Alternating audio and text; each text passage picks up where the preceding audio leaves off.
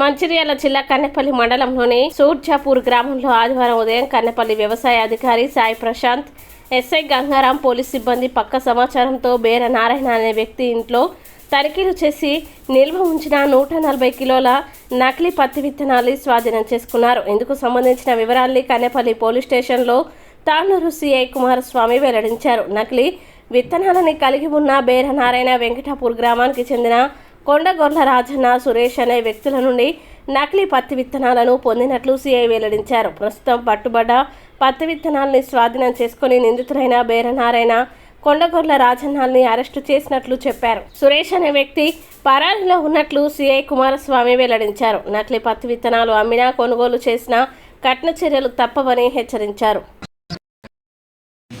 సుమారు 6 గంటల సమయంలో SI and agriculture officer Sai ప్రశాంత్కు సుర్జాపూర్ విలేజ్లో ఇంట్లో నిషేధిత పత్తి విత్తనాలు ఉన్నాయనే ఇన్ఫర్మేషన్లో భాగంగా agriculture AO Prashanth and Kannepalli SI Gangaram వాళ్ళ యొక్క సిబ్బందితో పోయి ఆ ఇంట్లో చెక్ చేస్తే సుమారు 140 కేజీల నిషేధిత పత్తి విత్తనాలు దొరకడం జరిగింది.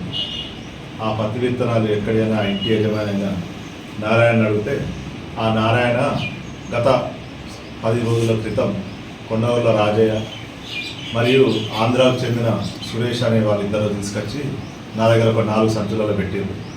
అవి ఈరోజు మరి ఏం చేద్దామని నేను కొండగొర్ల రాజయ్యను పిలిపిస్తే అవి బయటికి తీద్దామనే టైంకు పోలీసు వాళ్ళు వచ్చి పట్టుకున్నది చెప్పింది.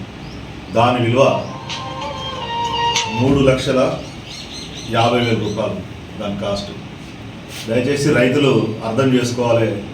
ఈ నకిలీ పత్తి విత్తనాలు వాడడం వల్ల సారవంతం ఖరాబ్ అవుతుంది, భూములు ఖరాబ్ అవుతాయి, హెల్త్ ప్రాబ్లమ్స్ వస్తాయి జనాలకు. దయచేసి ఇవి వాడకుండా గవర్నమెంట్ ఇష్యూ చేసినవి వాడి హెల్త్ పాడు కాకుండా మీరు కూడా రైతులు కూడా నష్టపడకుండా ఉండాలని ఇలాంటి వాళ్ళ దృష్టికి వస్తే మాకు కానీ అగ్రికల్చర్ ఏవో కానీ ఇన్ఫర్మేషన్ ఇస్తే మేము రైడ్ చేసి పట్టుకుంటాం. ఇలాంటివి జరగకుండా చూస్తాం. దయచేసి ప్రజలందరూ మాకు సపోర్ట్ చేయాలని మనసారా కోరుకుంటాం. Thank you.